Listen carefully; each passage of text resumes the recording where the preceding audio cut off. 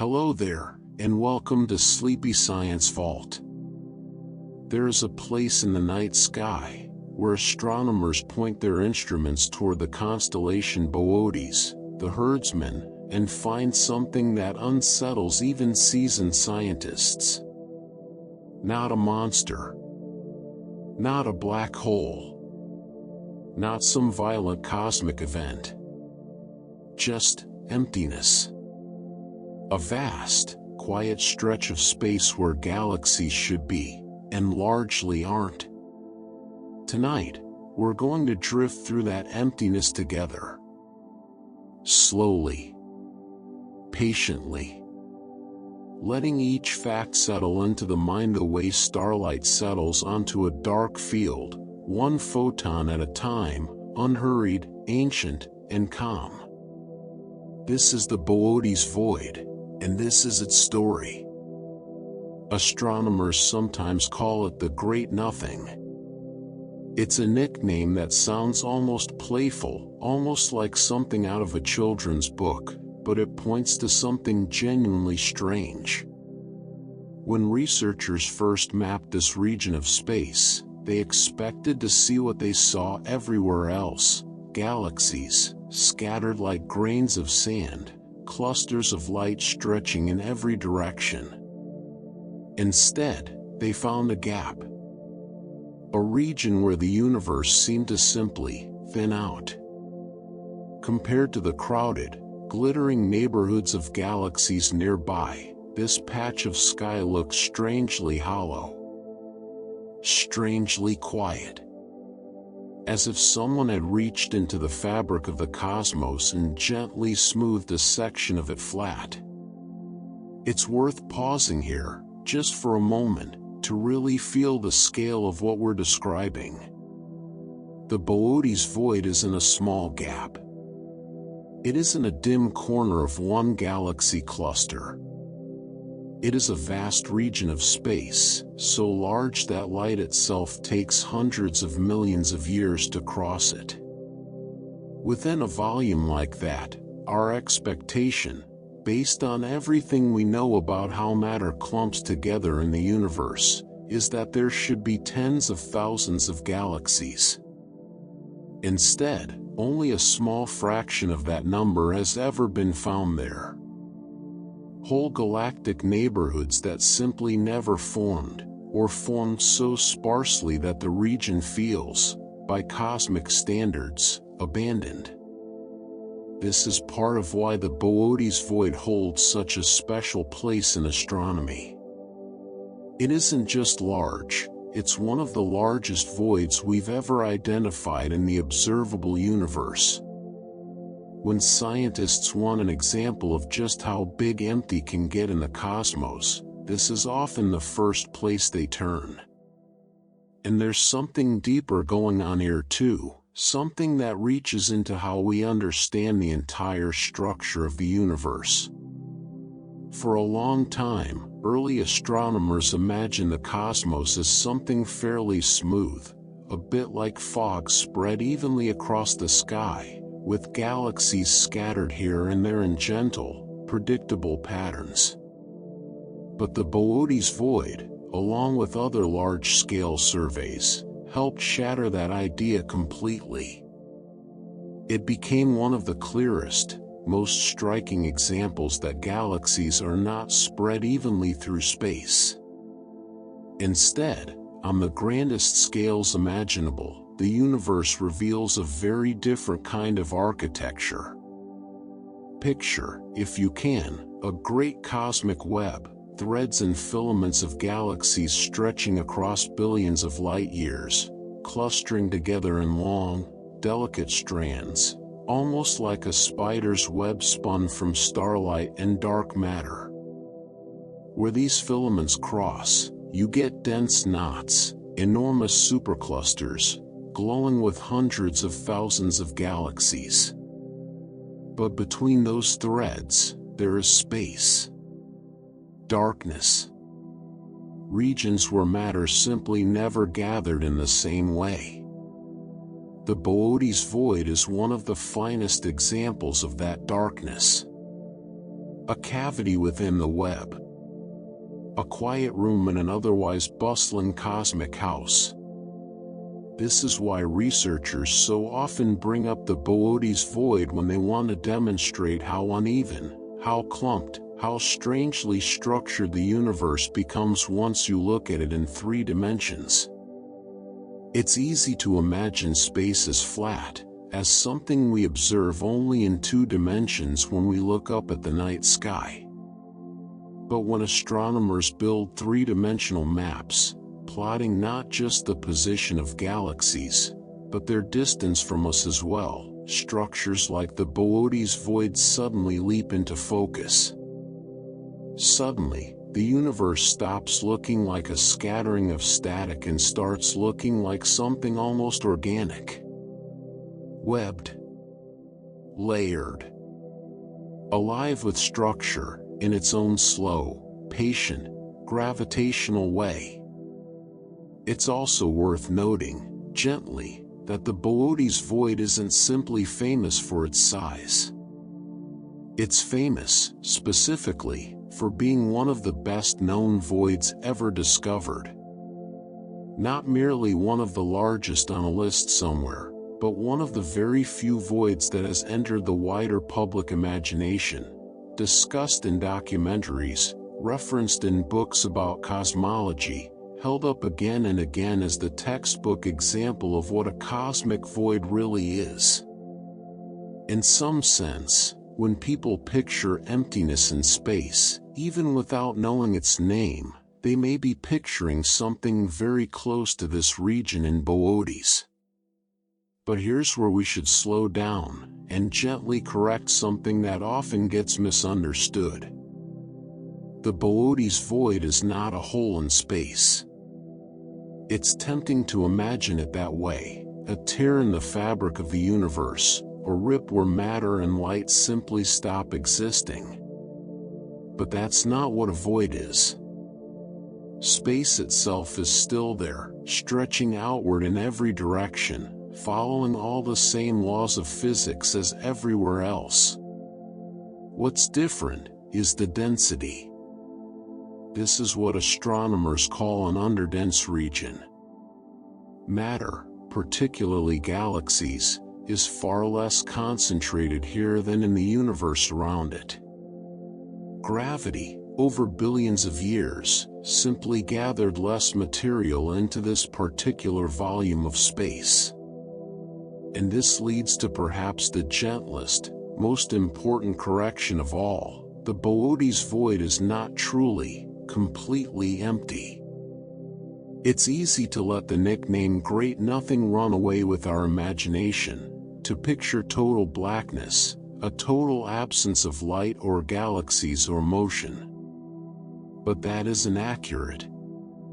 Even within this vast, quiet region, galaxies do exist. Astronomers have found dozens of them scattered through the void over the years, faint, distant points of light, drifting in isolation, with enormous stretches of empty space between each one. Imagine standing on a planet within one of those lonely galaxies, looking up at a night sky with almost nothing in it. No neighboring galaxies glowing softly in the distance. No bright clusters lighting up the darkness. Just a handful of faint, faraway companions, and otherwise, silence. There's something quietly moving about that image. A handful of galaxies, drifting together in the dark, each one a home to potentially billions of stars, and yet from within the void itself, the universe would look impossibly sparse. Lonely, in a way that's difficult to fully imagine from here, tucked safely within our own crowded corner of the cosmos. We're only just beginning to explore this strange, quiet region, and there's so much more to uncover. How it formed, why it grew so empty, what it teaches us about the earliest moments of the universe, and what mysteries still linger in its shadowed distances. For now, let's let this first picture settle gently into the mind. A vast, dark clearing in the cosmic web, quiet, ancient, and almost peaceful in its emptiness. In the next part of our journey, we'll drift deeper into the Boötes Void, exploring how it was discovered, what its discovery revealed about the structure of the universe, and why scientists still find themselves quietly amazed by what they see, or rather, by what they don't see, when they turn their telescopes toward this remarkable stretch of sky.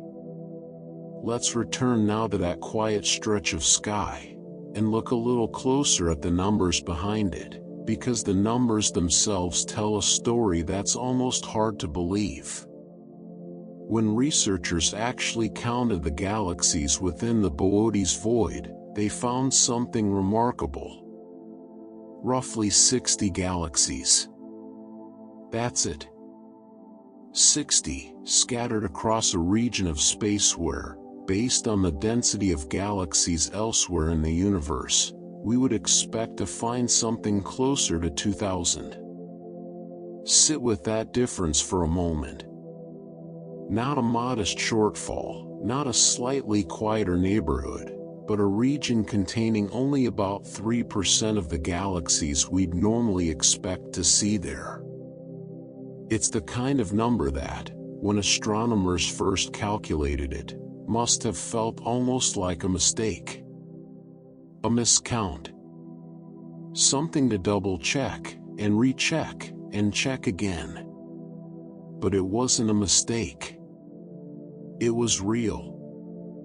And it forced scientists to ask a very natural question: if this region isn't simply empty space, and it isn't a black hole devouring everything nearby, then what exactly is it?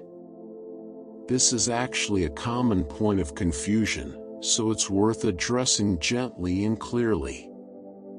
The Boötes Void is sometimes imagined as something dramatic, something violent, almost predatory, swallowing galaxies whole. But that idea doesn't hold up. A region like this is, in fact, far too populated to be mistaken for a black hole. Black holes, even supermassive ones, occupy relatively small, specific points in space. They don't stretch across hundreds of millions of light years. And the void isn't hiding its galaxies behind some kind of veil either. It's not a dark nebula, one of those dense clouds of gas and dust that block starlight and obscure what lies behind them. If it were simply a curtain of dust, then telescopes sensitive to different wavelengths of light, infrared, radio, X-ray, would eventually see through it, revealing galaxies hidden in the shadows. But that's not what happens. The void remains transparent. Astronomers can see straight through it, all the way to more distant galaxies far beyond. And what lies within that stretch of clear, open space really is, mostly nothing. A handful of galaxies, and then vast distances of quiet in between. It's for this reason that some scientists have taken to calling voids like this one the true deserts of the cosmos. It's a beautiful phrase, when you think about it. A desert isn't a lifeless place because life is forbidden there. It's simply a place where the conditions for abundance never quite came together. Rain falls rarely. Resources are thin. And yet, here and there, life persists, a lone plant, a scattered creature, adapted patiently to the harshness around it. In much the same way, voids aren't regions where galaxies are impossible. They're regions where the raw ingredients for galaxy formation were simply too sparse, too spread out, for anything abundant to take root. And so, like desert wanderers under a wide open sky, the 60 or so galaxies of the Boötes Void drift in isolation, each one surrounded by extraordinary distances of quiet, dark space. To really understand why a place like this exists, it helps to step back and look at the bigger picture, the structure of the universe as a whole. Earlier, we talked about the cosmic web, those great threads and filaments of galaxies, stretching across unimaginable distances, clustering together into walls and superclusters. Well, voids are the other half of that structure. They are the space between the walls, the gaps between the filaments. If the cosmic web is like a great, glowing net cast across the universe, then voids are the empty spaces inside each opening of that net, vast, quiet chambers, bordered on all sides by the brighter, denser structures where galaxies gather in great numbers. And here's something that tends to surprise people when they hear it for the first time. Even though voids like this contain only a tiny fraction of the universe's galaxies, they actually take up an enormous portion of the universe's volume. When researchers calculate how much of observable space is filled by these emptier regions, the numbers are staggering. Voids make up a very large share of the universe, simply in terms of sheer size and space. It's a strange kind of inversion, when you think about it. The parts of the universe most densely packed with galaxies, stars, and light, the parts that capture nearly all of our attention, our telescopes, our imagination, actually occupy comparatively little of the universe's total volume. Meanwhile, the quiet, dark, sparsely populated voids, largely overlooked, stretch across most of the space that exists. In a very real sense, emptiness, not fullness, is the more common condition of the universe. Several educational sources make a point of emphasizing this fact, precisely because it reshapes how we think about the cosmos.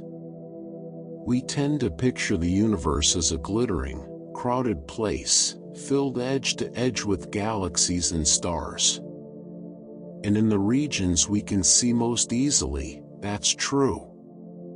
But zoom out far enough, build a large enough three-dimensional map, and a very different picture emerges, one where light and structure form a delicate lattice, surrounding vast, silent chambers of near-nothingness. The Boötes Void is one of the finest examples of exactly this kind of chamber, one quiet room, among many, within the grand architecture of the universe. Now, let's turn our attention, gently, to where exactly this remarkable void sits, out there in the depths of space. The Boötes Void lies roughly 700 million light-years away from Earth. It's worth letting a number like that settle for a moment, because it's almost impossible to grasp in any ordinary sense. Light, the fastest thing in the universe, left that region of space 700 million years ago, long before complex life had even begun to crawl onto land here on Earth, and it is only now, in our present moment, arriving at our telescopes. When astronomers observe the void, they aren't just looking across space, they're looking back across an immense stretch of time as well, seeing this region as it existed hundreds of millions of years in the past. This distance, roughly 700 million light-years, is the figure most commonly cited when describing where the void sits within the observable universe. It places the Boötes Void firmly among the more distant, large-scale structures that astronomers study, far beyond our own galactic neighborhood, out where the grand patterns of cosmic structure become visible. And of course, its location in the sky is tied closely to its name. When we look toward the constellation Boötes, a constellation that has been recognized and named since ancient times, we are looking in the general direction of this vast, underdense region of space. It's a lovely detail, in a way. This modern, deeply scientific discovery, a void mapped through painstaking redshift surveys and careful calculations of galaxy density, still carries with it an ancient name. A name tied to old stories, old skies, old imaginations. Boötes itself is traditionally known as the herdsman, a lone figure imagined by ancient skywatchers as tending a flock across the heavens, often depicted holding the leash of hunting dogs, or guiding a great celestial herd through the night. There's something quietly poetic about the idea that this same patch of sky, watched by countless generations who saw in it the shape of a herder beneath the stars, now holds one of the emptiest, quietest regions ever discovered in the observable universe. Ancient imagination and modern science, meeting in the same small corner of the night sky. As we continue drifting through this story, we'll look more closely at how this remarkable void was discovered in the first place, the careful surveys, the surprising data, and the moment scientists first realized just how empty this region of space truly was. For now, let's simply rest here for a moment, 700 million light-years away, beneath the quiet watch of the herdsman, surrounded by desert-like stretches of cosmic space, and the soft, scattered light of only 60 distant galaxies.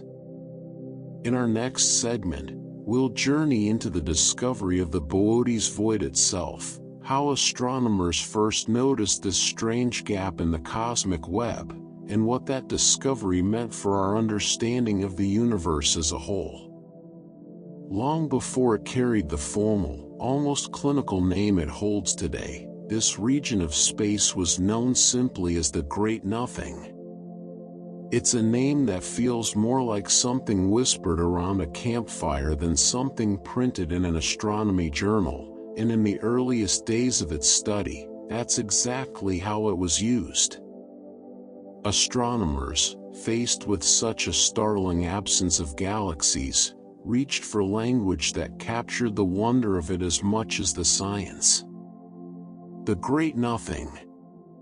Even now, decades later, that older name hasn't fully disappeared. It still surfaces here and there, in books, in documentaries, in conversations among people who find something irresistible about a name so simple and so vast at the same time. Eventually, as the field of astronomy matured and the region became the subject of more rigorous study, the name Boötes Void became the standard label, tying the discovery firmly to its place in the sky rather than to the feeling it inspired. But the Great Nothing lingers, quietly, in the background, like an old nickname that never quite goes away. If we wanted to point a telescope directly at the heart of this remarkable place, astronomers have given us the exact coordinates to do so. The center of the void sits near a right ascension of 14 hours and 50 minutes, and a declination of about 46 degrees. To most of us, those numbers won't mean very much on their own, and that's perfectly all right. Think of them simply as an address, a very precise set of directions telling a telescope exactly where in the vast dome of the night sky to look, in the same way a street address tells a traveler exactly which house to find on a long and unfamiliar road. There's a gentler way to locate it too, one that doesn't require any numbers at all. Very close to the center of the void, as seen from Earth, sits a modest star called 38 Boötes. It's not a particularly bright star, not something that would catch your eye if you were simply gazing up on a clear night. Astronomers classify it as sixth magnitude, which places it right at the very edge of what the human eye can detect, even under the darkest, clearest skies, far away from any city lights. It's a faint, unassuming point of light.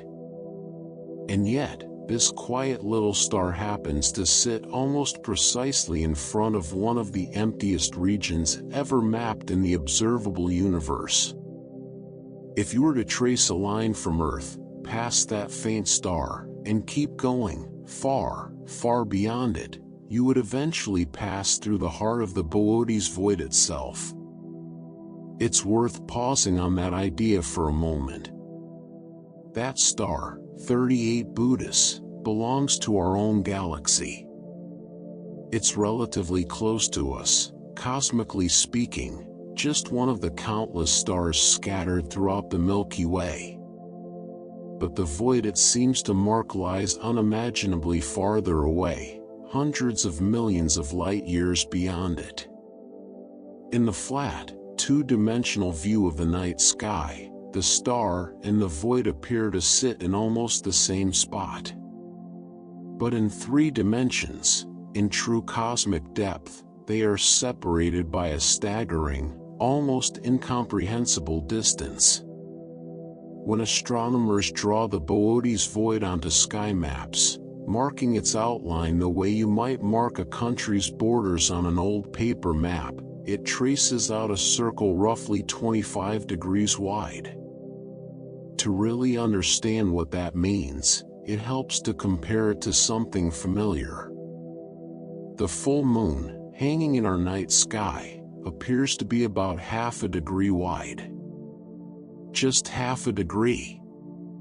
Now imagine a circle 50 times larger than that. The Boötes Void, when projected onto our sky, would appear enormous, a sprawling patch of space so wide that it would dwarf the moon completely, stretching across a huge portion of the visible dome above us. It's a striking reminder of just how vast this structure truly is, even before we start talking about actual physical distances. Of course, sky maps can sometimes create a slightly misleading impression, and it's worth taking a moment to gently untangle that. When astronomers draw that 25-degree circle representing the void, other galaxies may still appear to fall within that same circular boundary, at least from our point of view here on Earth. But this doesn't mean those galaxies are actually inside the void itself. Remember, we're only looking at a flat, two-dimensional projection of the sky. Many of the galaxies that seem to sit within that circle are, in reality, far closer to us than the void, or in some cases, far beyond it. They simply happen to line up, from our particular vantage point, along the same direction in space. The true boundary of the Boötes Void exists in 3 dimensions, carved out at a very specific distance, roughly 700 million light-years away, and it's only the galaxies that actually occupy that distant volume of space that can be said to lie within the void itself. This brings us naturally to a question that might already be forming quietly in your mind. Just how big, in real, physical terms, is this region of space we've been describing? The answer, as with many measurements in astronomy, comes with a small but meaningful range. Most commonly, scientists describe the Boötes Void as being about 330 million light-years across. It's a number so large that it resists easy comparison to anything in ordinary experience. 330 million light-years isn't a distance you could ever hope to travel, not even across many human lifetimes, not even close. It's a span so vast that our entire Milky Way galaxy, which itself stretches roughly 100,000 light-years from edge to edge, would fit inside the void thousands upon thousands of times over. And yet, even this staggering figure isn't the only number attached to the void size. Some studies, using slightly different methods or slightly different definitions of where exactly the void's boundary lies, arrive at a somewhat larger estimate, closer to 350 million light-years across. It might seem strange, at first, that scientists wouldn't agree on a single, precise figure for something so significant. But this kind of variation is actually very normal in astronomy, and it reveals something important about how voids are studied in the first place. Unlike a solid object with a clearly defined surface, a void doesn't have a sharp, obvious edge. There's no wall, no boundary line drawn cleanly through space, marking exactly where the void ends and the denser universe begins. Instead, galaxy density simply, gradually increases as you move outward from the center of the void, slowly transitioning from very sparse, to somewhat sparse, to finally reaching a more typical cosmic density. Where exactly you decide to draw the boundary, at what specific density threshold you choose to call the edge, will naturally shift the final size measurement, sometimes by tens of millions of light-years in either direction. It's a little like trying to measure the exact size of a cloud. The cloud is certainly there, certainly real, certainly vast, but its edges fade gently into the surrounding sky, resisting any perfectly precise boundary. So when we say the Boötes Void is somewhere between 330 and 350 million light-years across, we're not looking at scientific disagreement or uncertainty in any troubling sense. We're simply seeing the natural, honest complexity of measuring something so vast, so diffuse, and so gently defined by gradients of near emptiness rather than any hard, physical edge.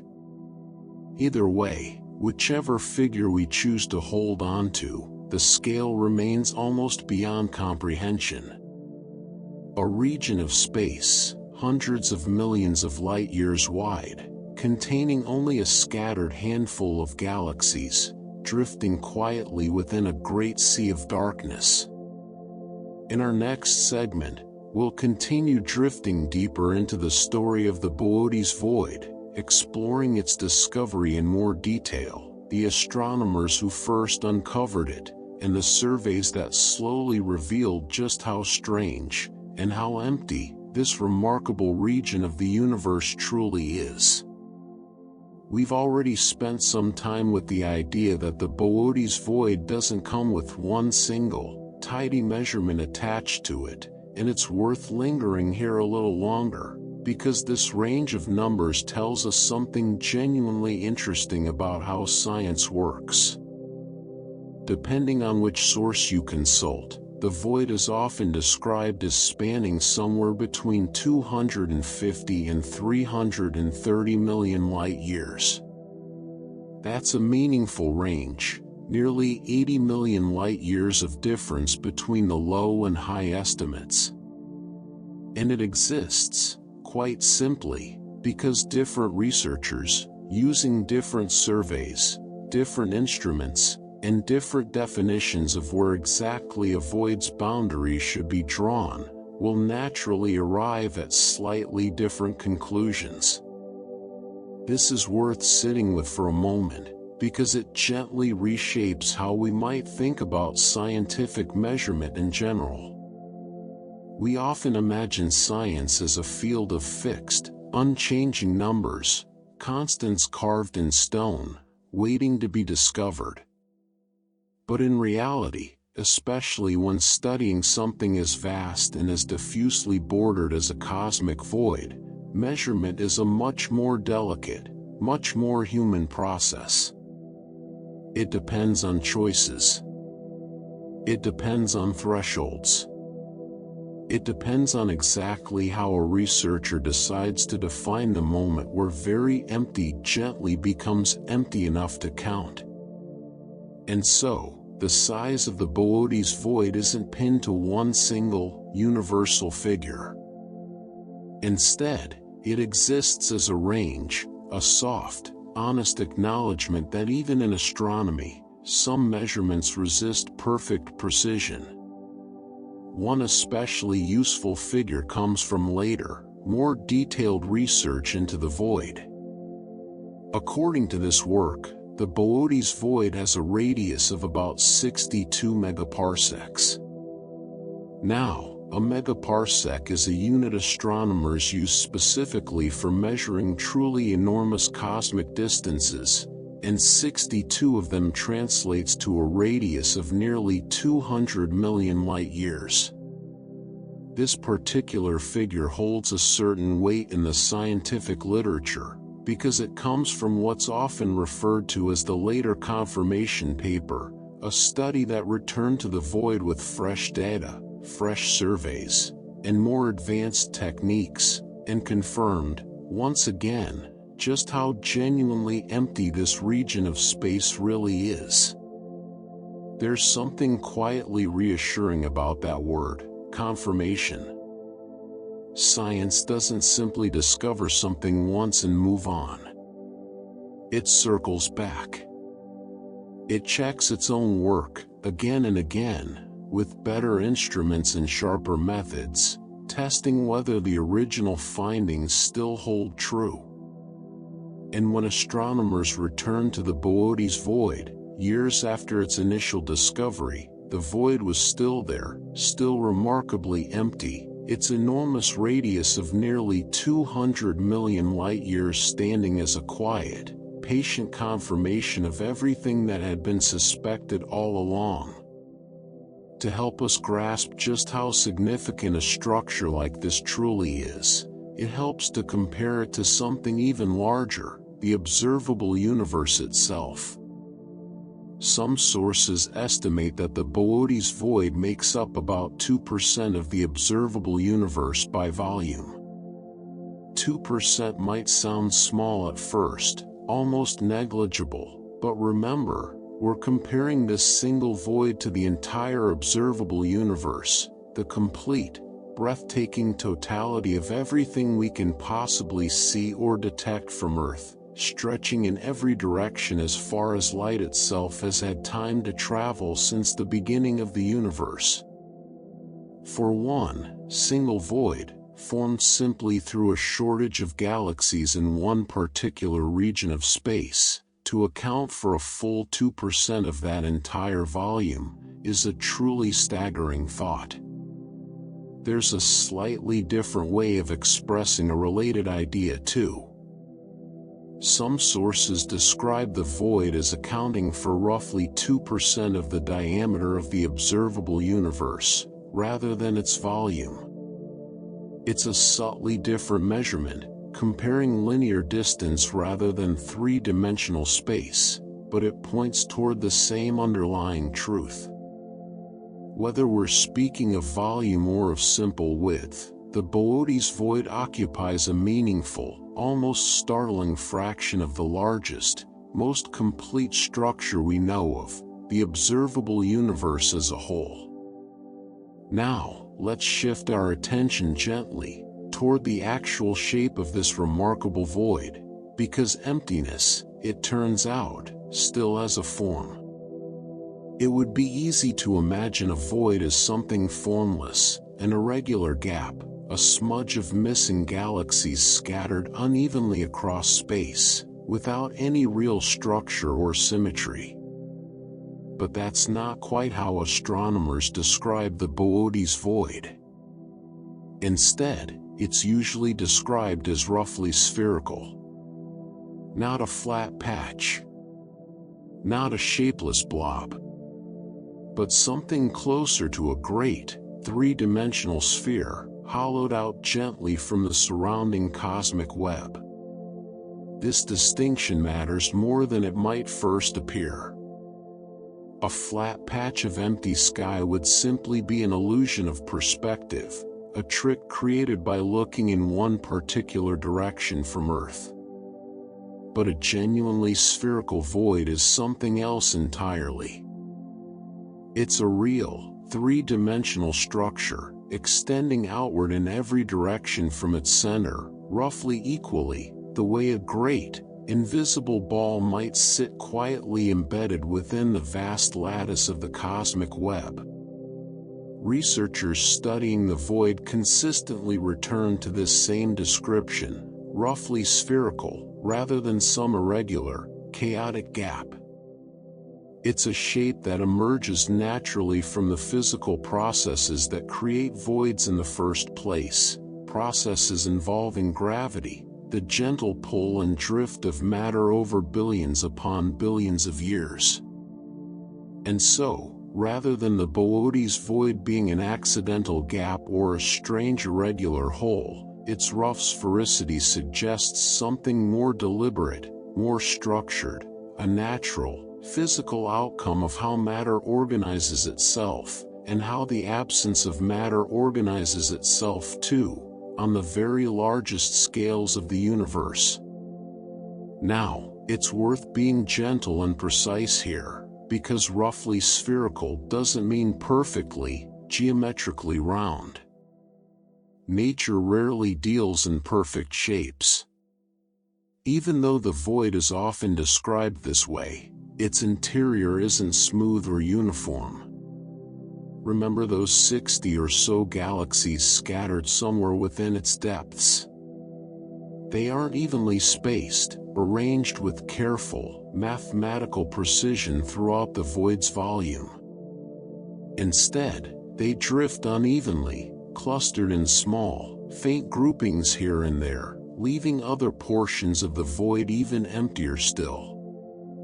So while the overall shape of the void, its outer boundary, its general form, can be described as roughly spherical, the interior remains far more irregular, more textured, more quietly chaotic than a simple, smooth sphere would suggest.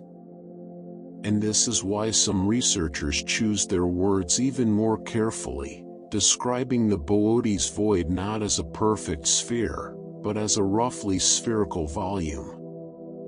It's a small linguistic distinction, but a meaningful one. A sphere implies precision, implies a clean, mathematical boundary.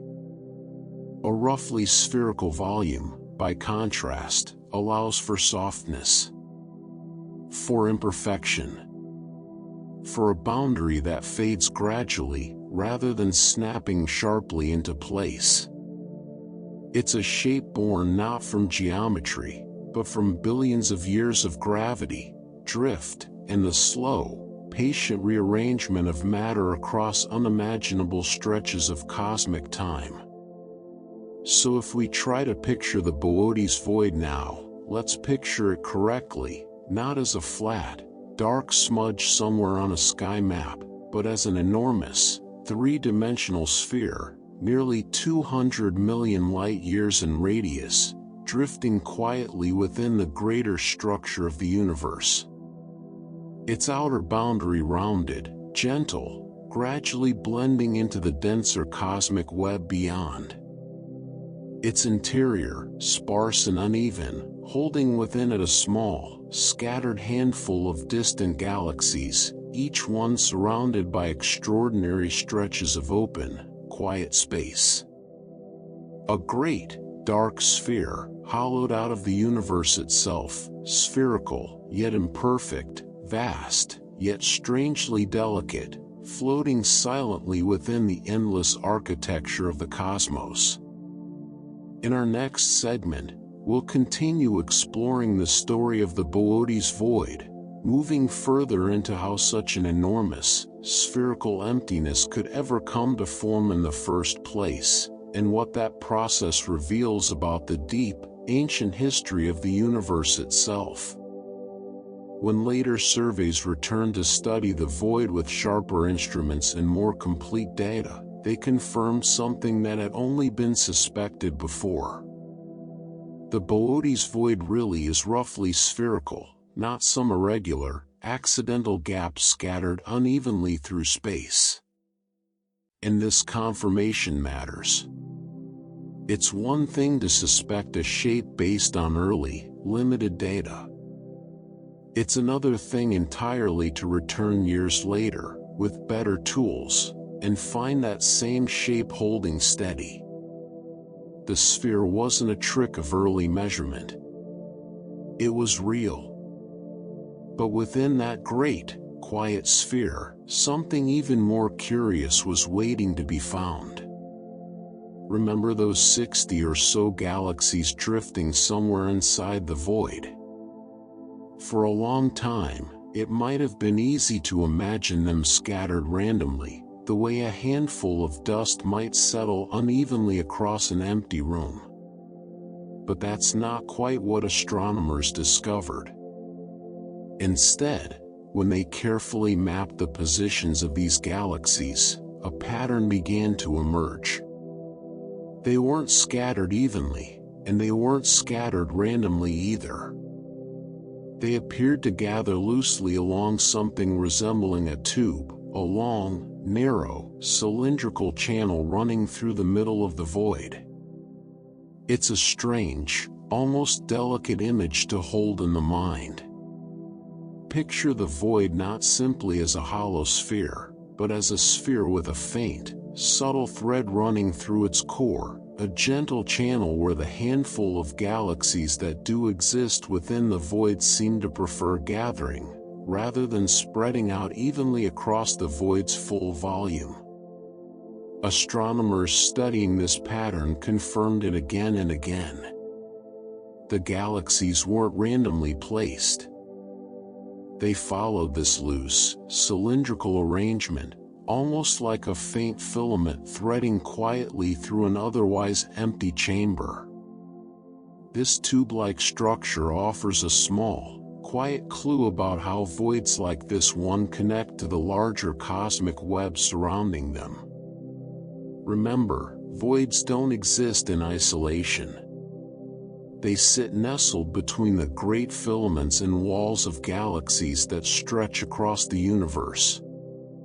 And it seems that even within the void itself, faint traces of that larger structure persist, a thin, ghostly filament, echoing the grand cosmic web outside, even as it passes through one of the emptiest regions ever found.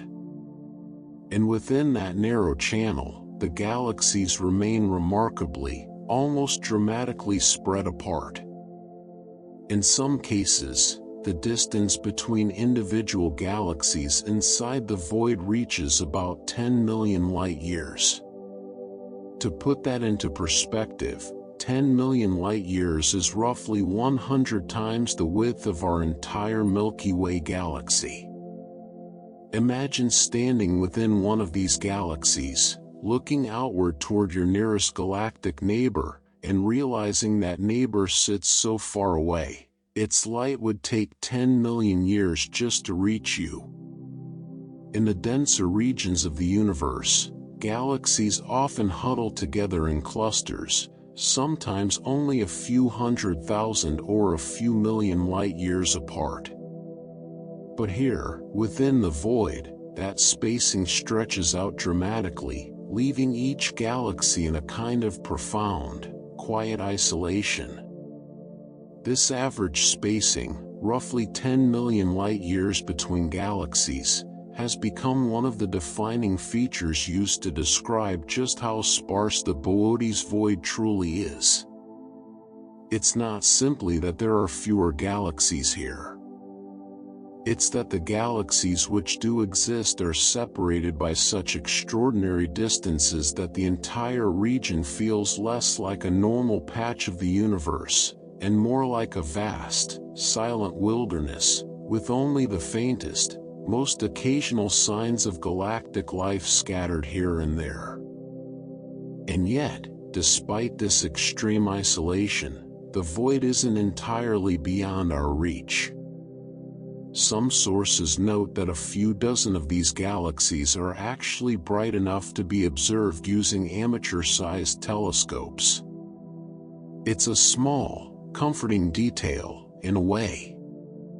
This isn't some region so distant, so faint, that only the largest professional observatories in the world could ever hope to detect it.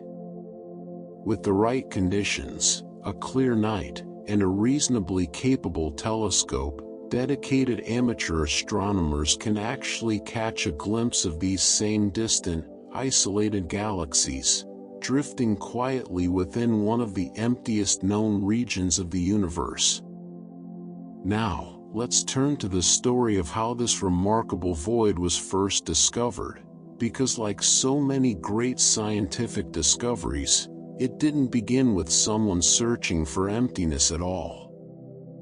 The Boötes Void was first identified in 1981 by an astronomer named Robert Kirshner, along with his team of collaborators. At the time, they weren't specifically hunting for a void. They were conducting what's known as a galaxy redshift survey, a painstaking, methodical process of measuring the redshift of countless galaxies across a particular region of sky. Redshift, in simple terms, tells astronomers how quickly a galaxy appears to be moving away from us, which, thanks to the expansion of the universe, also reveals roughly how far away that galaxy actually is. By carefully measuring the redshift of galaxy after galaxy, Kirshner and his team were essentially building a three-dimensional map of the universe, plotting not just where galaxies appeared in the sky, but how far away each one truly sat in the depths of space. It's worth appreciating just how significant this discovery method really is. The void wasn't found by simply pointing a telescope at a dark patch of sky and noticing an absence of light. In fact, in a two-dimensional image, this region wouldn't have looked especially unusual at all. It was only through this careful, three-dimensional mapping process, this patient plotting of redshift after redshift, galaxy after galaxy, that the true nature of the region became clear. As Kirshner's team continued their survey, a strange pattern began to emerge in the data itself. Across a certain range of distances, in a certain direction of sky, the expected galaxies simply weren't there. Not because they were hidden, or too faint, or obscured by cosmic dust, but because, quite simply, they didn't exist in the numbers expected. Redshift after redshift, expected galaxies were quietly, consistently missing. It's a beautiful example, in its own way, of how so many great discoveries in science emerge unexpectedly. Kirshner and his team weren't setting out to find the largest void in the observable universe. They were doing careful, methodical work, mapping galaxy distances one measurement at a time. And within that careful, patient process, an extraordinary discovery revealed itself almost quietly, hidden not in a dramatic image, but in a gentle, gradual accumulation of data. When the discovery was first formally described, in that same year of 1981, it was given a rather technical, almost clinical name. The astronomers referred to it as a 1,000,000 cubic megaparsec void. It's not a poetic name, certainly not as evocative as the Great Nothing, but it captures something important nonetheless, an early, precise attempt to quantify just how vast this newly discovered emptiness truly was. 1,000,000 cubic megaparsecs is an almost incomprehensibly large volume of space, and yet, within that entire volume, the survey had found only a small handful of galaxies, scattered thinly along that same loose, cylindrical channel we described a moment ago. From this modest, technical beginning, a mapping project, a redshift survey, a strange gap quietly emerging from careful data, one of the most famous voids in the observable universe was born into scientific awareness. Not through a single dramatic image, but through patient measurement, careful analysis, and the slow, steady accumulation of evidence, one galaxy, one redshift, one quiet absence at a time. In our next segment, we'll continue this story, exploring how astronomers came to understand this discovery more fully, and what deeper questions it raised about the structure and history of the universe as a whole. Let's return, gently, to that original 1981 paper, because the exact way scientists chose to describe their discovery reveals something important about how significant they already understood it to be. When Kirshner and his team first reported their findings, they didn't simply describe the void in terms of its width, or its diameter, or some simple, linear measurement across the sky. Instead, they chose to describe it by volume, 1,000,000 cubic megaparsecs. This distinction matters more than it might first appear. A diameter tells you how wide something is, in one single direction. But a volume tells you something far more complete, how much actual space, in 3 full dimensions, this structure occupies. By choosing to describe their discovery this way, the astronomers were, in effect, communicating the true scale of what they had found. Not a gap. Not a thin, empty line across the sky. But a genuine, 3-dimensional region of space, vast enough to be measured in these enormous cosmic units. And this choice of language tells us something else too, something quieter, but just as meaningful. The very way the original paper was written shows that these astronomers weren't treating their discovery as some small, curious anomaly, some minor footnote buried within a larger survey. They were describing it, from the very beginning, as a major structure. A significant feature of the universe, worthy of careful measurement, careful description, and careful attention. In the language of science, the difference between calling something a small gap in our data and calling something 1,000,000 cubic megaparsec void is enormous. The second phrase carries weight. It carries the unmistakable sense that something genuinely important had been found. And in many ways, it had. Because the Boötes Void is now considered, quite simply, the first large void ever discovered through modern galaxy surveys. Before this discovery, astronomers had long suspected that the universe might not be perfectly smooth, that on the largest scales, galaxies might cluster together in some places and thin out in others. But suspicion is very different from confirmation. The Boötes Void gave astronomers something concrete. Something measurable.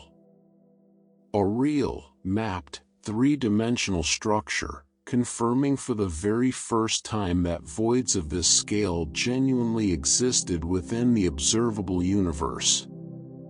It became, in many respects, the opening chapter of an entirely new area of cosmic study, one focused not just on where galaxies gather, but on where they conspicuously, dramatically, do not. It's worth pausing here, once more, to gently reinforce something we touched on earlier, because it's central to understanding why this discovery carried such weight. The Boötes Void was never simply a dark, empty-looking patch in a photograph of the night sky. If it had been discovered that way, through simple visual inspection alone, its significance would have remained uncertain. Dark patches in astronomical images can mean many things: dust, distance, limitations of the equipment itself. But this discovery was different. It emerged specifically through redshift mapping, through the patient, careful process of measuring how far away each individual galaxy truly sat in three-dimensional space. This is precisely what gave the discovery its scientific weight. It wasn't an illusion created by a flat, two-dimensional image. It was a genuine, three-dimensional absence, confirmed through real distance measurements, galaxy by galaxy, across an enormous volume of space. And this discovery, in turn, contributed to something even larger than itself, a completely new way of understanding the shape of the universe as a whole. Before findings like this one, our picture of cosmic structure remains somewhat vague, somewhat incomplete. But as more voids, more filaments, more great walls of galaxies were mapped in the years that followed, a striking new image began to take shape: the universe, understood not as a smooth, evenly scattered field of galaxies, but as something closer to a great cosmic foam. Picture, for a moment, the delicate structure of soap bubbles clustered together, thin, glowing walls of material, meeting at edges and corners, while the interior of each individual bubble remains hollow, open, empty. On the grandest scales imaginable, the universe seems to echo this same striking pattern.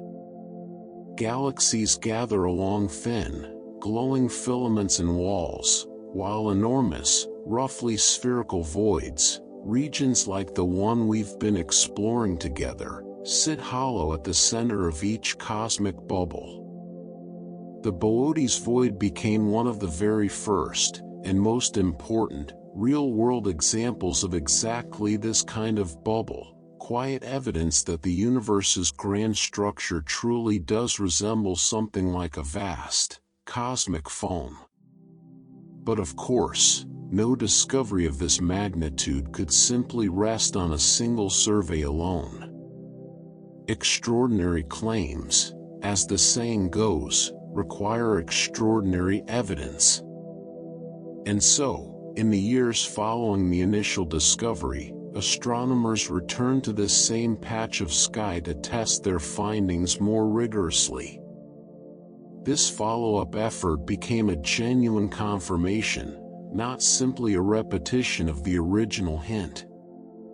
Where the first survey had offered an intriguing, surprising suggestion of emptiness, this new, dedicated study set out specifically to determine whether that emptiness was real, or whether it might simply be some kind of statistical fluke, a quirk of incomplete data. To do this, the researchers measured the redshifts of 239 individual galaxies within and around the suspected void region. Each one of those 239 measurements represents its own small, careful piece of scientific work, light gathered from a distant galaxy, analyzed, stretched or compressed by the expansion of the universe, and used to calculate just how far away that galaxy truly sat. Multiply that painstaking process by 239 separate galaxies, and you begin to appreciate the sheer scale of effort involved in confirming what had first appeared, almost accidentally, within the original survey's data. And when the results came in, they didn't simply support the original discovery. They reinforced it powerfully. The region's remarkably low galaxy density wasn't just noticeable, it was described, in the language of the researchers themselves, as highly statistically significant. In scientific terms, this phrase carries real weight. It means the pattern observed wasn't likely to be some chance coincidence, some random gap that simply happened to appear by luck within the data. the chances of finding such a dramatic, sustained absence of galaxies purely by accident were remarkably small. This wasn't a fluke. It was a genuine, measurable feature of the universe itself. But perhaps the most fascinating detail to emerge from this confirmation didn't come from the numbers alone. It came from what the researchers had to say about their broader implications. In their own words, the authors noted that the void was difficult to reconcile with the popular models of galaxy and structure formation that were widely accepted at the time. This is a remarkably candid, almost humbling admission for scientists to make. It means that the leading theories of the era, the mathematical models scientists used to explain how galaxies gather together over cosmic time, struggled to naturally produce a structure quite this large, quite this empty. The Boötes Void wasn't simply an interesting curiosity. It was a genuine challenge, a piece of observational evidence that pushed back against the theoretical understanding of the time, forcing scientists to reconsider, refine, and eventually expand their models of how the universe's structure actually forms. There's something quietly thrilling about a moment like that in the history of science. A discovery that doesn't simply confirm what researchers already expected, but instead complicates it, challenges it, forces deeper thought, deeper questioning, deeper refinement. The Boötes Void, in this sense, wasn't just a fascinating object of study. It became, for a time, a genuine puzzle, a stubborn piece of reality that theoretical models needed to grow and evolve in order to properly explain. And amid all of this careful, rigorous confirmation, there's one small, almost startling detail worth lingering on. In the very earliest observations, before more thorough surveys expanded the count to the roughly 60 galaxies we know of today, researchers reportedly found only a single galaxy within the region. Just one. Imagine that moment.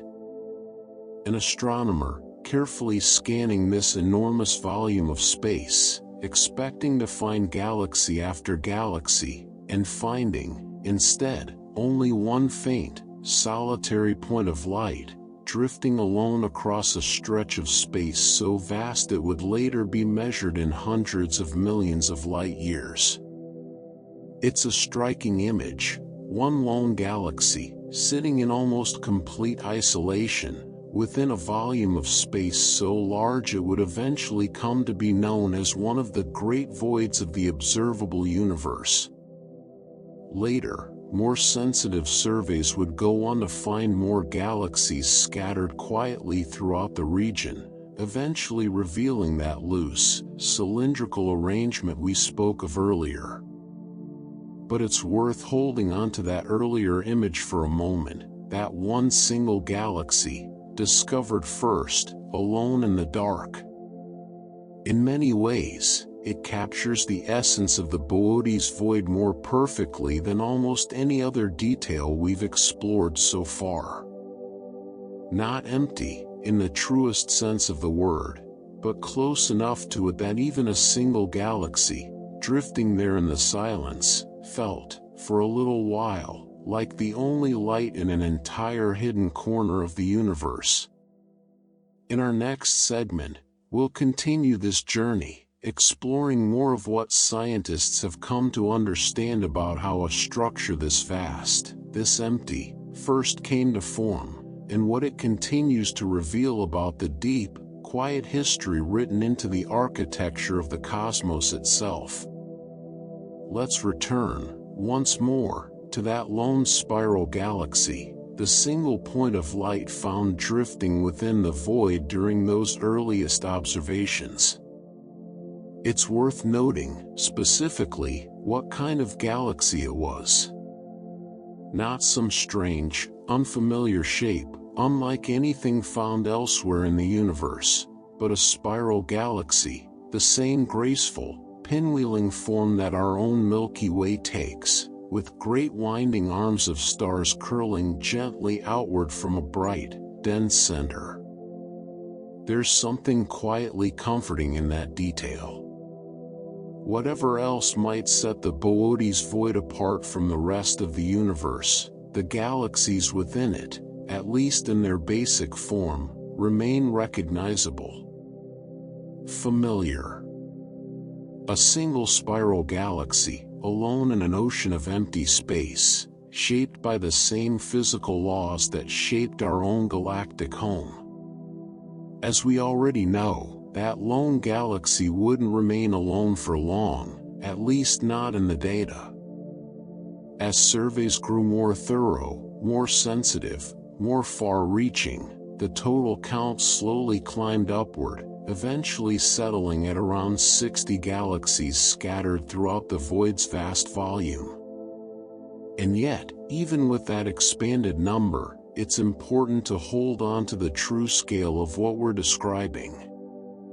60 galaxies, spread across a region of space where 2,000 would ordinarily be expected. Even after every careful, painstaking survey, even after every refinement and correction, the region remains dramatically, unmistakably underpopulated. The story never really changes at its core. It simply becomes more precise. One particularly significant piece of this later work focused specifically on the boundaries originally defined by Kirshner and his colleagues, back in that first landmark survey.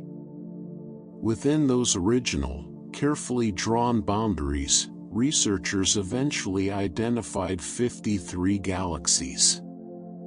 It's a smaller figure than the rough total of 60 we've mentioned before, and that small difference matters, because it highlights something important about how science refines itself over time. The exact number of galaxies found within the void depends, quite naturally, on exactly where its boundary is drawn, and exactly how thoroughly a given survey searches within that boundary. 53 galaxies, specifically within Kirshner's original defined region, represents one of the most carefully bounded, most rigorously confirmed counts we have. And this refined count led to something quietly reassuring, in its own way. When astronomers used this more precise number to re-examine the void's overall profile, its density, its structure, the way its emptiness compared to other regions of the universe, they found that the Boötes Void, despite its fame, despite its remarkable scale, is not extremely unusual when compared with other voids discovered in later surveys. This might sound, at first, like it diminishes the void's significance somehow. But it actually does something far more valuable. It tells us that the Boötes Void isn't some singular, freakish anomaly, a one-time cosmic accident unlike anything else in the universe. Instead, it appears to be a genuine, representative example of a much broader phenomenon, one instance, among many, of the great voids that exist throughout the cosmic web. Its fame comes not from being uniquely strange, but from being the first, and among the largest, most clearly observed example of a structure that turns out to be woven quite naturally into the fabric of the universe as a whole. This is really what scientific refinement looks like, in practice. Not researchers overturning the original discovery, not proving it wrong, but slowly, carefully, adding precision, adding context, helping the Boötes Void take its proper, well-understood place among the many similar voids that astronomers have since discovered scattered throughout the observable universe. Each new count of galaxies, each new density calculation, became another careful brushstroke, refining the picture first sketched by Kirshner and his team, all those years ago. Now, let's turn our attention, gently, to a small but fascinating detail hidden within that scattered handful of galaxies, because not all of them, it turns out, are entirely ordinary. Among the modest population of galaxies found within the void, researchers identified a few that stood out as genuinely unusual. These particular galaxies display something astronomers describe as strong, high-excitation emission spectra.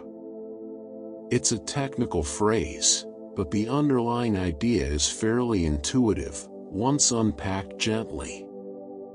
When astronomers study the light coming from a distant galaxy, they can break that light apart into its individual wavelengths, creating something called a spectrum, a bit like passing sunlight through a prism to reveal a rainbow of colors hidden within it. Within that spectrum, certain wavelengths appear brighter than others, showing up as distinct lines of light. These bright lines, known as emission lines, reveal information about the physical conditions within the galaxy itself, how hot its gas is, how energetic its central regions are, sometimes even hinting at violent, high-energy processes occurring deep within its core. When astronomers describe emission lines as high excitation, they're telling us that something within these particular galaxies is stirring up unusually energetic conditions. This can happen for several reasons. Sometimes it points toward intense bursts of star formation, where young, hot stars flood their surroundings with powerful radiation. Other times, it can hint at more dramatic processes occurring near a galaxy's center, involving extremely energetic regions surrounding a galaxy's core. Whatever the precise cause in each individual case, these high-excitation spectra mark these particular galaxies as noticeably more energetic, more active, than typical, quiet galaxies drifting peacefully through space. It's a curious thing to imagine, isn't it?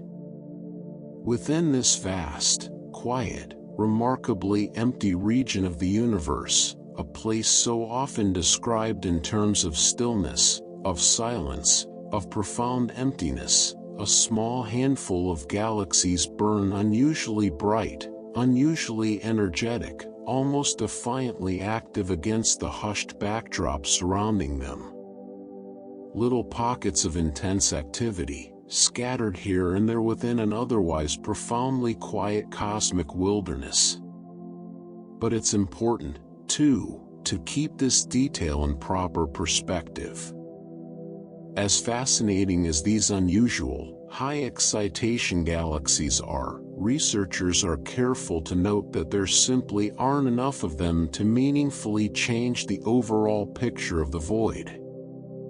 A few unusually active galaxies, however interesting on their own, don't come close to filling the enormous gap left by the roughly 2,000 galaxies we would ordinarily expect to find here. The void, even accounting for these energetic outliers, remains dramatically, overwhelmingly underpopulated. These strange, glowing exceptions don't make the region normal. If anything, they simply add another small, intriguing layer of detail to an already remarkable story, proof that even within profound cosmic emptiness, small pockets of surprising energy and activity can still be found, quietly persisting against the surrounding stillness. Now, let's turn our attention briefly to the methods researchers actually used to study this region so carefully, because the process itself reveals something about the patient, painstaking nature of this kind of astronomical work. One particular study of the void involved a careful, methodical search across 283 small fields of sky, with galaxies selected individually, by eye, from within each of those separate regions. It's worth pausing to appreciate what that really means. This wasn't some fully automated process, run instantly by a computer scanning millions of data points in a matter of seconds.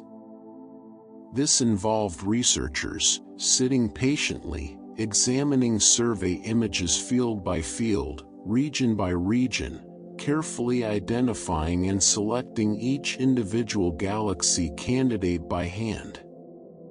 283 separate fields, each one requiring careful, deliberate attention. It's the kind of quiet, painstaking labor that so often lies hidden behind the clean, confident numbers eventually published in a scientific paper, hours upon hours of careful, patient observation, long before any grand conclusions could ever be drawn.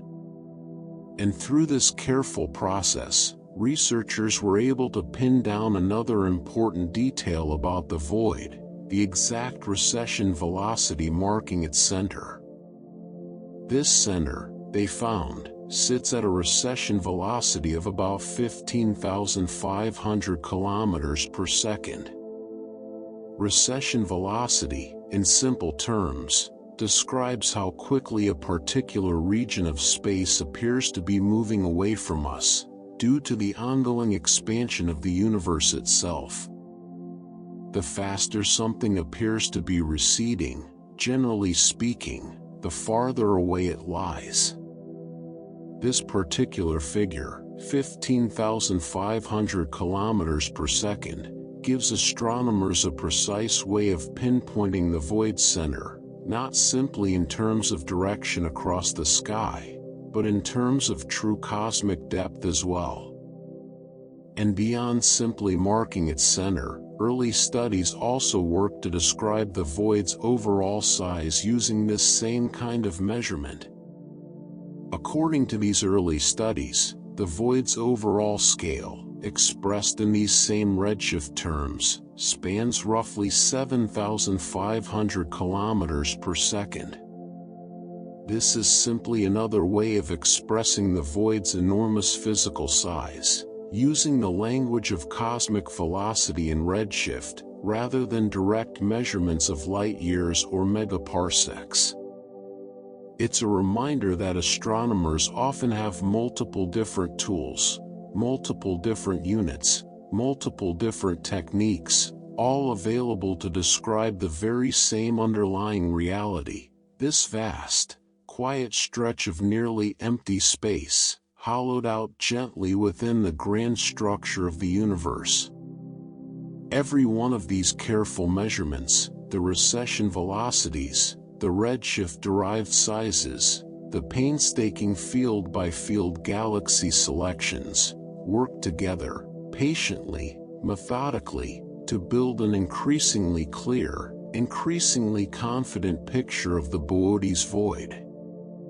Not a rough sketch anymore, not a vague hint buried within early survey data, but a carefully measured, carefully confirmed structure, understood now with real scientific precision and confidence. And still, even with all of this careful measurement, all of this scientific rigor, the void continues to hold something of its original mystery. A region so vast that light takes hundreds of millions of years to cross it, and yet home to only a small handful of galaxies, drifting quietly along a faint, thread-like channel through its center, some of them burning with unusual, unexpected energy, most simply resting in the same profound stillness that defines this remarkable region as a whole. In our next segment, we'll continue drifting through this story, moving further into the deeper questions the Boötes Void continues to raise, about how such an enormous structure could ever form, and what it might still be quietly telling us about the earliest chapters of the universe's long, patient history. We've spent a great deal of time now exploring what the Boötes Void looks like, how large it is, how it was discovered, and what strange details it holds within its depths. But there's a deeper question still waiting quietly beneath all of this, a question that reaches back to the very beginning of the universe itself. Why does a place like this exist at all? Why, in some regions of the cosmos, did galaxies gather together in glowing abundance, while in others, like this one, they remain so remarkably scarce? The answer, as scientists currently understand it, begins with gravity, and with a kind of quiet, cosmic competition that has been unfolding for billions upon billions of years. In the earliest moments of the universe, matter wasn't spread out in a perfectly smooth, uniform way. Instead, tiny variations existed, subtle differences in density, ever so slightly denser in some places, ever so slightly sparser in others. These differences were incredibly small, almost imperceptibly so, but they were enough to set something profound into motion. In regions where matter happened to be just a little denser than average, gravity had a little more to work with. And gravity, patient and relentless, began pulling additional matter inward, toward these slightly denser regions, drawing gas and dust and eventually galaxies together, forming the great clusters and filaments we see scattered throughout the universe today. But here's the quiet, crucial consequence of that process. Every time matter gets pulled toward one of these denser regions, it has to come from somewhere. And in many cases, it was drawn outward from the surrounding areas that started out only slightly less dense to begin with. As the denser regions grew richer, more crowded, more gravitationally powerful, they effectively pulled matter away from their surroundings, leaving those neighboring regions even emptier than before. It's a bit like watching water slowly drain from a shallow, uneven surface, the low points staying wet just a little longer, while the higher points dry out first, drawing whatever moisture remains toward the deepest, most established channels. Over billions of years, this same gentle, gravitational draining process transformed those once mildly under-dense regions into something far more extreme, into the vast, echoing emptiness we now recognize as cosmic voids. This means that the growth of the great structures surrounding the Boötes Void, the mighty filaments and walls of galaxies bordering its outer edges, is deeply and directly linked to those same tiny fluctuations present in the very early universe. It's a remarkable thought, when you really sit with it. The void we've been exploring together, this vast, hollow, almost silent region of space, may trace its origins back to differences in density so small, so subtle, that they existed in the universe's very first fractions of a second, long before stars, before galaxies, before almost anything we would recognize today.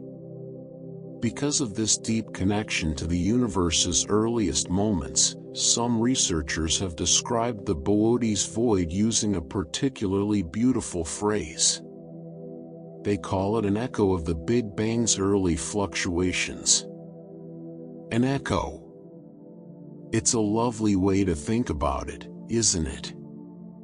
Not a leftover scar, not a flaw or an accident, but something closer to a resonance, a faint, patient reflection of conditions that existed at the very beginning of time itself, still visible today, written not in light, but in absence.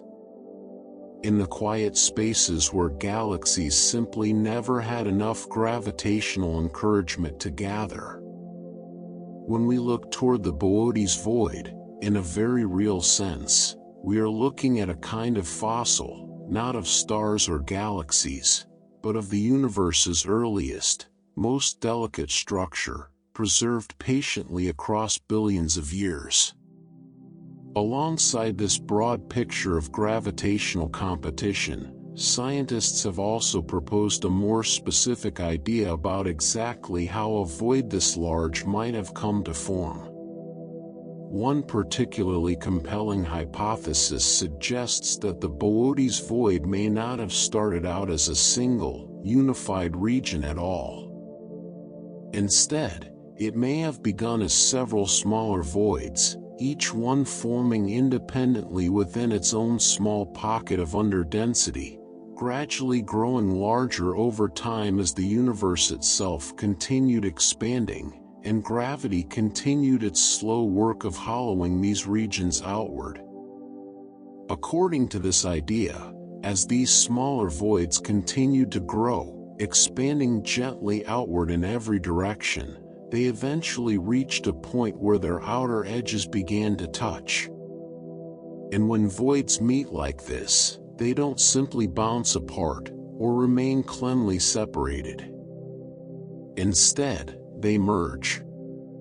Two or more smaller, softer regions of emptiness gradually combining into one much larger, more unified void. It's a strikingly intuitive idea, really. Bubbles of nothingness, expanding slowly through the universe over billions of years, eventually meeting, joining, and becoming something far greater than any one of them could have been alone. This merging hypothesis offers a particularly satisfying explanation for one of the more curious details we explored earlier in our journey together, that faint, thread-like channel of galaxies running through the void's center. If the Boötes Void really did form through the merger of two or more smaller, originally separate voids, then that central channel may represent something remarkable, a kind of gravitational seam, marking the place where those individual voids once met and joined together. Before the merger, each smaller void would have had its own galaxies gathered loosely near its outer boundary, in the slightly denser regions bordering the emptiness within. When those voids merged, those boundary galaxies wouldn't have simply vanished. They may have remained behind, drifting quietly along what was once the shared edge between two separate pockets of cosmic emptiness, now fused together into the single, larger void we observe today.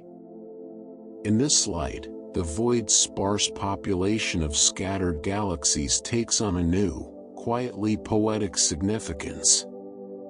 Rather than simply being random leftovers, drifting without any particular pattern or meaning, these galaxies may actually be preserving something important, a faint, physical memory of the void's earlier, more fragmented history. A gentle echo, layered within an already deeper echo, tracing the quiet, patient story of how several smaller emptinesses slowly grew, drifted together, and became one. It's worth taking a moment here simply to sit with how remarkable this idea truly is. We often think of cosmic structures forming through addition, matter gathering together, galaxies merging, clusters growing larger and larger over time. But here, we find the opposite kind of story unfolding quietly in the darkness, regions of emptiness themselves growing, expanding, and merging, just as surely, just as patiently, as the great clusters of galaxies that surround them. Absence, it turns out, can grow and evolve every bit as much as presence can. And this brings us, gently, to a broader truth about the Boötes Void, one that reshapes how we should think about it, even after everything we've explored together so far. Despite its size, despite its fame, despite the sense of vast, isolated emptiness that so often surrounds discussions of this remarkable place, the Boötes Void doesn't actually exist in true isolation. It sits nestled firmly within the larger cosmic web, that grand, sprawling network of filaments, walls, and clusters of galaxies that gives the entire universe its striking, foam-like appearance on the largest scales imaginable. Every void, including this one, exists in direct relationship with the denser structures surrounding it. The very walls of galaxies that border the Boötes Void are themselves connected to other filaments, other clusters, stretching outward across the universe in every direction, weaving together into that same vast, delicate cosmic lattice we described earlier in our journey.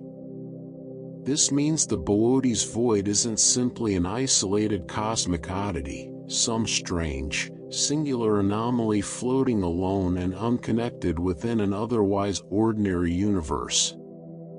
Instead, it forms just one part, one chamber, within a much larger, deeply interconnected system of voids and filaments, stretching across the entire observable universe. Nearby, other voids exist too, each one bordered by its own filaments, its own walls of galaxies, each one playing its own quiet role within this same grand cosmic architecture. In a strange, beautiful way, this final realization brings us full circle, back to where our journey together first began. The Boötes Void isn't simply a strange, empty exception carved mysteriously out of an otherwise uniform universe. It's a natural, expected feature of a universe built from the very beginning around subtle variations in density, a universe destined, from its very first fractions of a second, to grow into exactly this kind of foam-like structure, filled with glowing filaments, and gentle, patient chambers of quiet, spacious emptiness. In our next, and final, segment, we'll gather together everything we've explored throughout this long, quiet journey through the Boötes Void, and rest, together, in the deep, patient stillness of the great cosmic nothing that has kept us company throughout the night. This picture of merging voids, nested quietly within a much larger cosmic web, helps explain why the Boötes Void has become such an important teaching example within astronomy. It's often one of the very first structures astronomers point to when trying to explain what they mean by the universe's sponge-like layout. If you imagine a natural sea sponge, you'll notice it isn't solid all the way through. It's riddled with hollow chambers, some small, some large, all connected by a delicate, irregular lattice of material weaving between them. The universe, on its very largest scales, echoes this same striking form. Dense filaments and walls of galaxies weave together like the solid structure of that sponge, while enormous, quiet voids, like the one we've been exploring together tonight, sit hollowed out within its many chambers. The Boötes Void, being so early and so thoroughly studied, has become one of the clearest, most often cited examples of exactly this kind of cosmic architecture. And it doesn't sit alone in its corner of the sky either. Nearby, forming part of what astronomers describe as its near edge, lie the Hercules superclusters, enormous, densely populated structures, rich with galaxies, standing in striking contrast to the quiet emptiness bordering them. It's a beautiful juxtaposition, when you think about it. On one side, a region so sparse it can only muster a few dozen galaxies across hundreds of millions of light years. And right beside it, practically touching its outer boundary, a supercluster so dense, so richly populated, that it represents one of the great gathering places of galaxies in the observable universe. Emptiness and abundance, resting side by side, each one somehow shaping and defining the other. The Hercules superclusters aren't the only grand structures found near the void's edges either. Scattered around its vast, spherical boundary, astronomers have identified several other major superclusters: the Ursa Major supercluster, the Shapley supercluster, the Corona Borealis supercluster, and even a supercluster carrying the same name as the void itself, the Boötes supercluster. Together, these great structures form something like a distant shoreline, surrounding the void on multiple sides, marking the places where the universe's density rises sharply back upward, out of the emptiness at the center. It's worth picturing this arrangement gently, the way you might picture a great, dark lake, resting quietly at the center of a landscape, surrounded in the distance by tall, looming mountain ranges. Ursa Major rising on one side, Shapley in another direction, vast and ancient. Hercules bordering its near edge, dense and glittering with galaxies. Corona Borealis and the Boötes supercluster completing the surrounding landscape. And nestled at the center of it all, this enormous, quiet basin of near emptiness, the Boötes Void, resting between these towering structures like still water between distant peaks. Given everything we've explored so far, the sheer scale, the strange internal patterns, the deep connection to the universe's earliest moments, it's worth pausing now to ask a slightly different kind of question. Why do scientists continue to study a place like this, decades after its initial discovery? What does a vast, quiet region of near emptiness actually teach us, beyond simply satisfying our curiosity about its strange, beautiful scale? As it turns out, voids like the Boötes Void have become remarkably valuable scientific tools, precisely because of their emptiness, rather than in spite of it. One of the most significant reasons astronomers continue returning to this region involves one of the greatest mysteries in modern cosmology: dark energy. Dark energy, that mysterious force believed to be driving the accelerating expansion of the universe, leaves subtle fingerprints on the way cosmic structures grow and evolve over time. Because voids expand somewhat differently than denser regions of the universe, studying exactly how a structure like the Boötes Void has grown, and continues to grow, over cosmic time gives researchers valuable insight into how dark energy actually behaves. In this sense, quiet, empty regions of space become unlikely laboratories, helping scientists probe one of the most elusive forces in the entire universe. Beyond dark energy, the Boötes Void also plays a valuable role in testing broader ideas about gravity and dark matter, and how these forces work together to shape the universe's largest structures. Remember, dark matter, though invisible and undetectable through light alone, still exerts a powerful gravitational influence, playing a crucial role in gathering ordinary matter into galaxies and clusters. By studying regions where this gathering process happened only weakly, scientists gain a valuable point of comparison, helping refine their models of exactly how gravity and dark matter interact across truly vast stretches of cosmic space and time. This connects to an even broader question that continues to drive void research forward.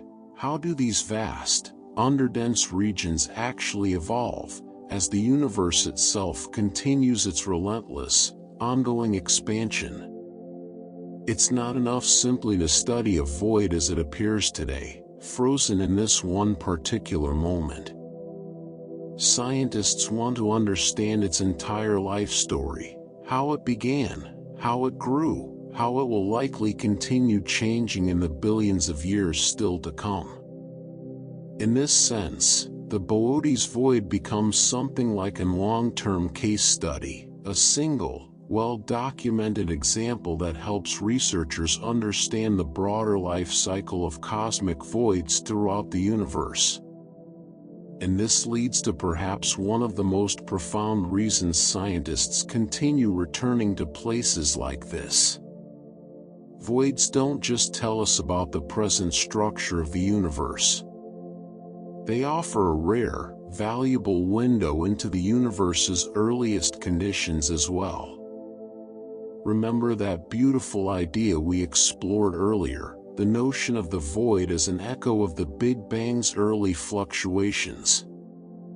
Because voids grow so directly out of those primordial differences in density, studying their current size, shape, and structure allows scientists to work backward, gently reconstructing details about conditions that existed in the universe's very first moments, long before galaxies, long before stars, long before light itself first broke free to travel across the cosmos.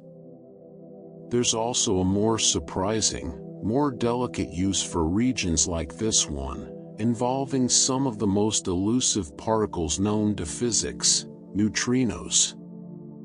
Neutrinos are extraordinarily strange particles, nearly massless, interacting so weakly with ordinary matter that trillions of them pass harmlessly through your body every single second, without you ever noticing.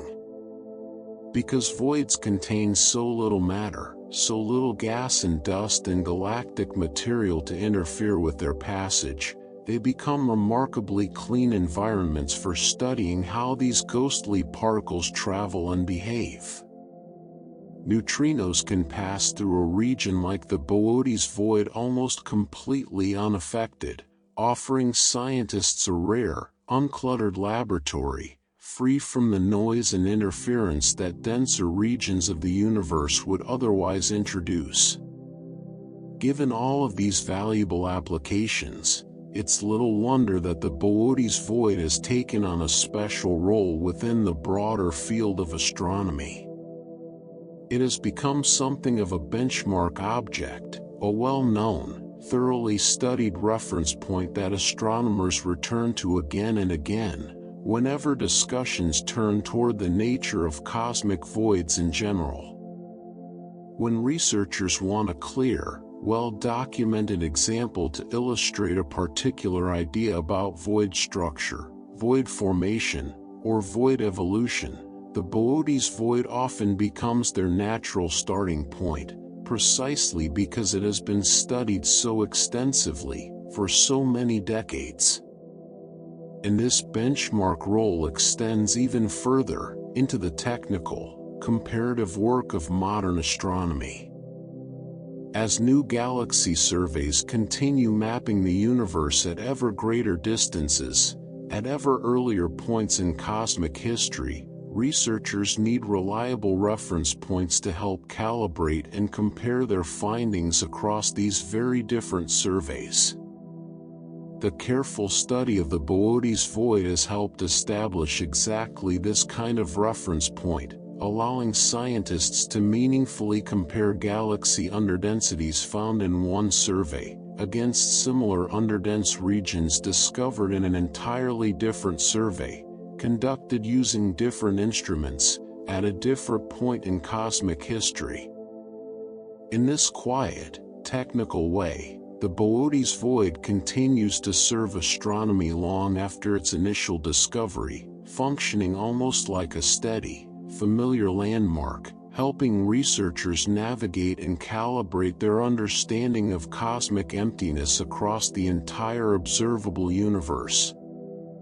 So this vast, quiet region we've spent so much time exploring together tonight isn't simply a curiosity, admired once and then quietly forgotten.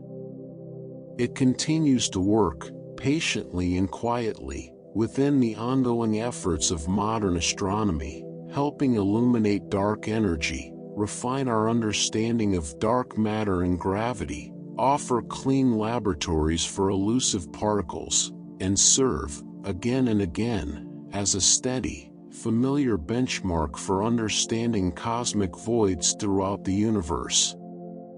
In our final segment together, we'll gather up everything we've explored throughout this long, quiet journey, and rest together in the deep, patient stillness of the Boötes Void, one last time. Even now, decades after its discovery, the story of the Boötes Void hasn't come to a full stop. It continues, quietly, in observatories and data centers around the world, as modern surveys keep gently refining exactly what its true boundary looks like. Remember, we spoke earlier about how difficult it is to define the precise edge of a void, since density fades gradually rather than snapping into some sharp, definitive line. With each new generation of instruments, with each new survey mapping galaxies more precisely across greater distances, astronomers continue adjusting, sharpening, and refining that boundary, just slightly, bringing our picture of the void a little closer to whatever its true, complete shape might be. And this refinement is far from finished. Looking ahead, astronomers anticipate that future missions, including one known as Euclid, will offer remarkable new opportunities to compare void observations like this one against theoretical predictions. Euclid, a space telescope designed specifically to map the large-scale structure of the universe with extraordinary precision, promises to gather data on an enormous scale, mapping billions of galaxies across vast stretches of cosmic history. When that data becomes available, scientists will be able to compare the Boötes Void, and countless other voids like it, against the very theories that first predicted their existence, testing and refining our understanding of the universe's structure with a level of detail never quite possible before. This process of comparison, of testing one survey's findings against another's, isn't new. In fact, it's been part of the Boötes Void story for a very long time.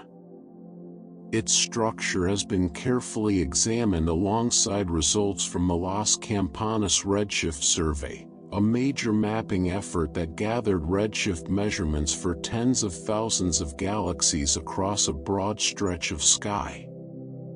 By comparing the void's properties against this much larger dataset, researchers were able to place the Boötes Void within a wider, more complete context, understanding it not simply on its own terms, but in relation to the broader patterns of galaxy distribution found throughout the universe.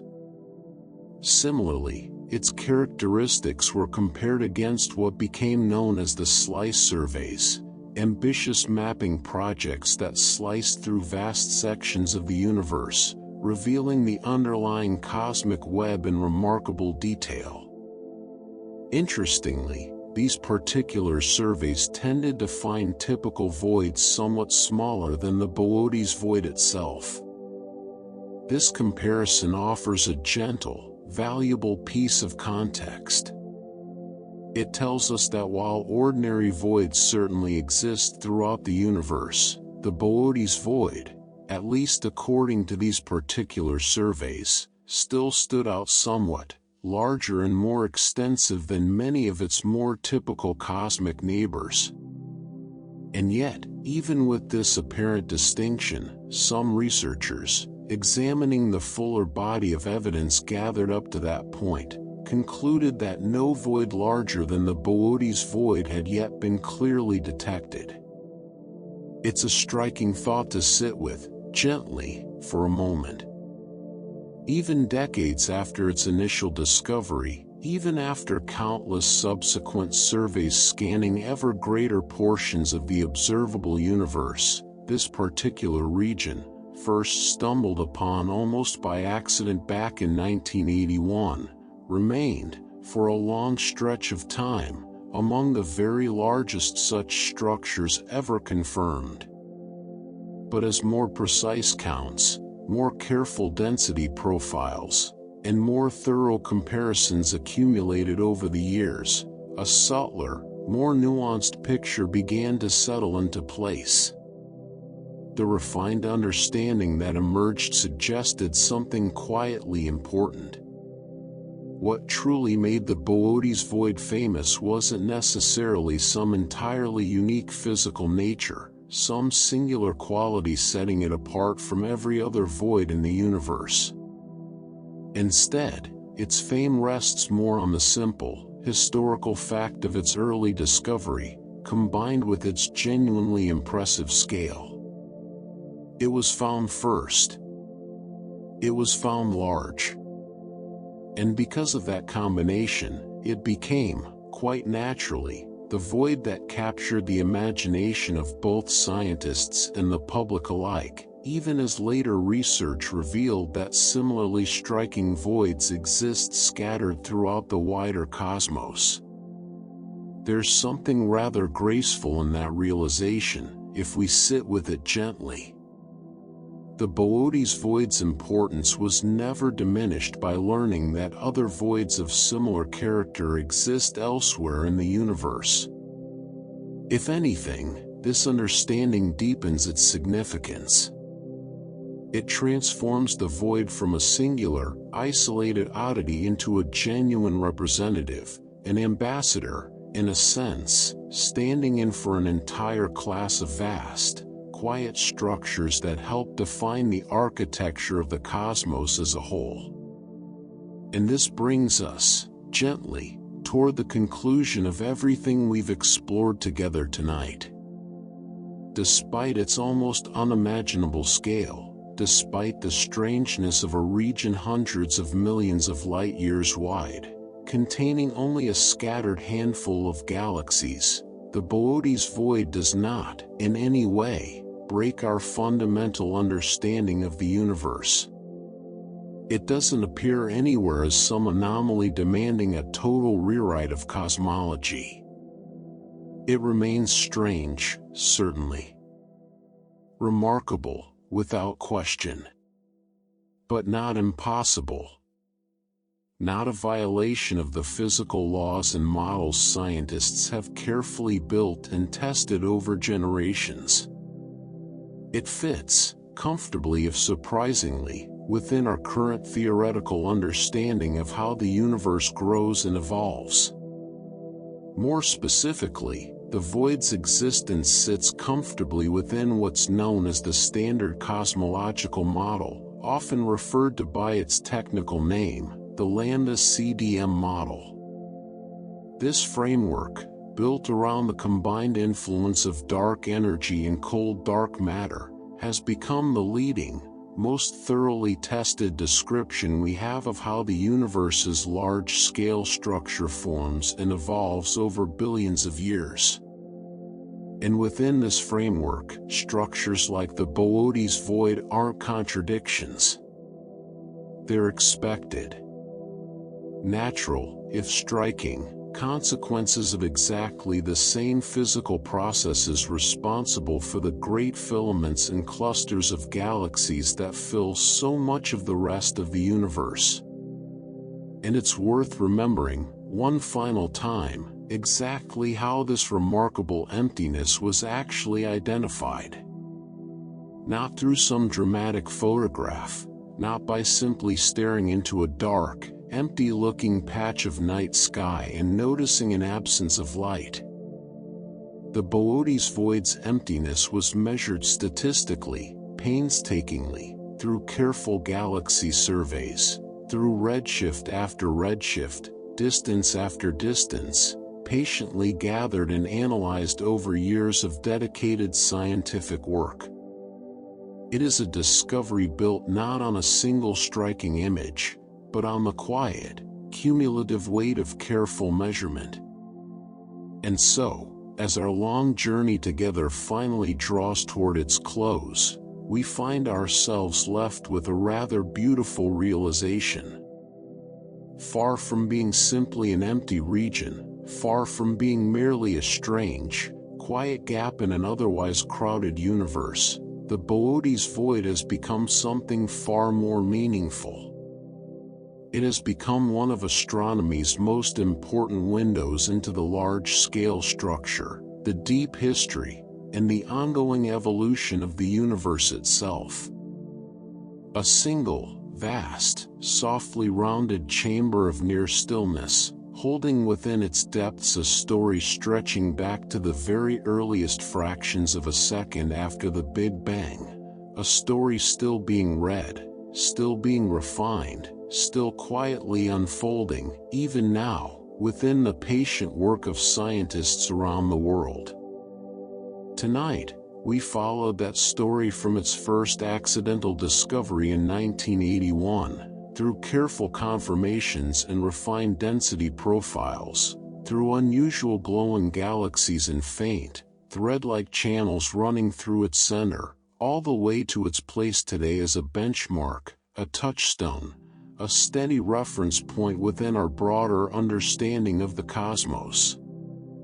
We traced its size from a few 100 million light-years to nearly 200 million light-years in radius. We wandered past its neighboring superclusters, Ursa Major, Shapley, Hercules, Corona Borealis, standing like distant shorelines around its quiet, dark center. And we came, finally, to rest here, at the understanding that this vast emptiness, far from threatening our picture of the universe, actually helps complete it. Perhaps that's the gentlest, most peaceful thought to carry with you now, as this long, quiet journey finally comes to its end. That emptiness, real, vast, patiently measured emptiness, isn't something to fear or find unsettling. It's simply another part of the universe's grand design, as natural, as necessary, and in its own quiet way, as beautiful as the brightest, most crowded cluster of galaxies glowing somewhere else in the endless dark. Rest now, in that vast and gentle stillness, hundreds of millions of light-years wide, holding within it only a handful of scattered galaxies, drifting quietly along their faint, ancient path, an echo, still resonating softly, from the universe's very first moments. Thank you for spending this long, quiet night with the Boötes Void. Sleep well.